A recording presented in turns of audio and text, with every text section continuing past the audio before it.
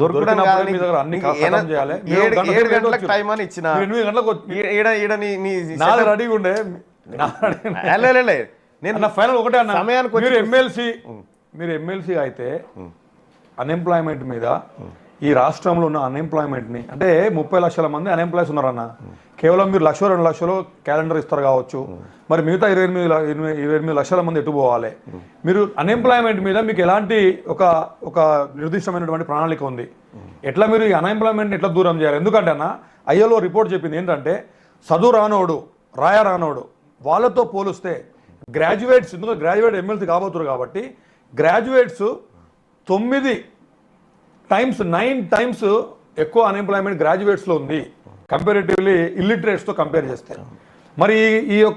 యొక్క అన్ఎంప్లాయ్మెంట్ మీద దూరం చేయడానికి మీ దగ్గర ఏం ప్రణాళికలు ఉన్నాయి మీరు నిన్న మొన్న చూస్తున్నారు కదా రాహుల్ గాంధీ గారు క్లియర్గా చెప్పింది కదా పహిలీ నౌకరీ గ్యారంటీ అనేటువంటి ఒక అంశాన్ని తీసుకొని వచ్చింది రాహుల్ గాంధీ ఏ విజన్ లేకుండా ఒకటే గాలికి పెట్టేటువంటి కార్యక్రమం రాహుల్ గాంధీ గారు కాదు మీకు పర్సనల్గా ఏముందంటున్నా నేను ఏ విధంగా చేయొచ్చు అనుకుంటున్నాను అన్ఎంప్లాయ్మెంట్ మీద దూరం చేయాలంటే ప్రభుత్వ ఉద్యోగాలు ఒకటే మార్గమా ఇంకేమైనా ప్రైవేట్ రంగాలలో ఇంకేమైనా ఇప్పుడు ప్రభుత్వం ఉద్యోగం వచ్చిన తర్వాత వదిలిపెట్టి మీరు చేసుకుంటలేరు అవును మీకంటూ ఒకటి ఉంది మీరు ప్రభుత్వ ఉద్యోగం కంటే గొప్పగా బతకగలుగుతున్నారు అవును ఇప్పుడు మాట చెప్తాం ఎందుకు టాలెంట్ స్కిల్స్ ఉన్నాయి కాబట్టి అయితే ఢిల్లీ గవర్నమెంట్ స్కూళ్ళల్లో పిల్లలకి చిన్న ప్రాజెక్టులు ఇస్తూ ఉంటారు అంటే వాళ్ళని బిజినెస్ మ్యాన్స్ గా బయటికి పంపిస్తా ఉన్నారు అక్కడ మీరు చూడండి కేజ్రీవాల్ది ఒకసారి అబ్జర్వ్ చేయండి నేను మా రజనీ అందరం కూడా ఢిల్లీ స్కూల్ అప్పుడు ఒకసారి అబ్జర్వ్ చేద్దామని పోయినాం చూసినాము అక్కడ ఎంత అద్భుతం అంటే నీవు కేవలం జీవితం అంటే ప్రభుత్వ ఉద్యోగం అని క్రియేట్ చేసినావు కాబట్టి దాని చుట్టూ తిరుగుతుండు అర్థమైందా అవును దీనికి అనేకమైనటువంటి మార్గాలు ఉంటాయి నువ్వు అంతకంటే గొప్పగా బ్రతికేటువంటి జీవితాలు ఉంటాయి ఆ జీవితాల వైపు ఈ ప్రజల్ని తీసుకుపోయినప్పుడు దీని మీద బర్డన్ తగ్గుతుంది అట్లా తీసుకుపోవడానికి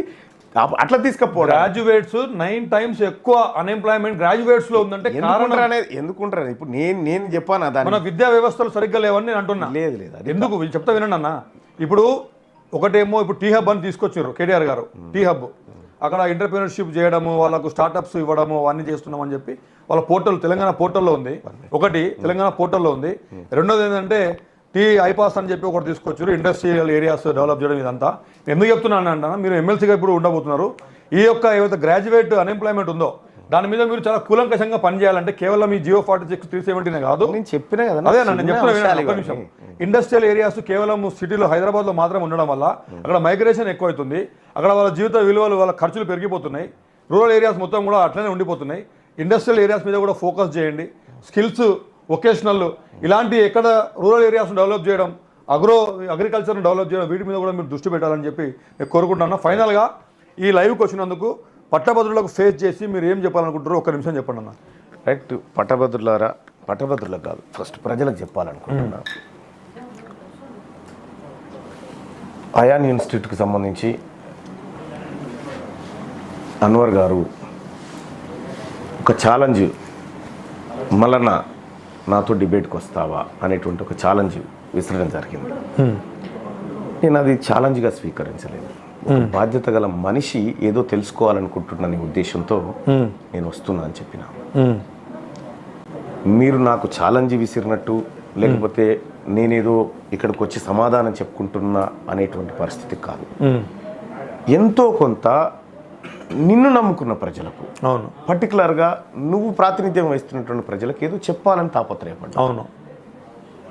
నువ్వు క్వశ్చన్ చేసినందుకే కదా నేను వచ్చి కూర్చున్నా అవును ఎగ్జాక్ట్ కాబట్టి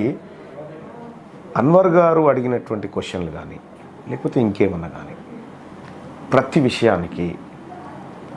ఒక క్లారిటీ ఉంటుంది ఆ క్లారిటీ తీన్మార్ వలన 100% ఉంది ఇదే కాదు ఈ రాష్ట్రంలో ఎవడు చెప్పడు ఈ నెల 27 తారీఖు వరకు ఈ రాష్ట్రంలో ఎవరినైతే పర్టికులర్గా తీన్మార్ మల్లన ఇలాంటోడు అలాంటోడు అంటారు కదా ఈ నెల 27 తారీఖు వరకు ఛాన్స్ ఇస్తా ఉన్నా ఎందుకంటే ఆ రోజు ఎన్నికుంది ఈ లోపు ఒక ఎవిడెన్స్ తీసుకొచ్చి తీన్మార్ మల్లన ఇదని చూపెట్టి నేను వాపస్ తీసుకోవడానికి రెడీగా ఉన్నా ఓకే రైట్ థ్యాంక్ యూ అన్న చాలా క్లారిటీ ఇచ్చిర్రు మీరు చెప్పిన మాట మీద ఉండండి డెఫినెట్గా 100% ఖచ్చితంగా నిరుద్యోగుల వైపు నుంచి మీకు సపోర్ట్ ఉంటుంది థ్యాంక్ యూ కానీ ఈ అంశాలు మాత్రం గుర్తుపెట్టుకోండి 100% థ్యాంక్ యూ వెరీ మచ్ నేను బాధ్యత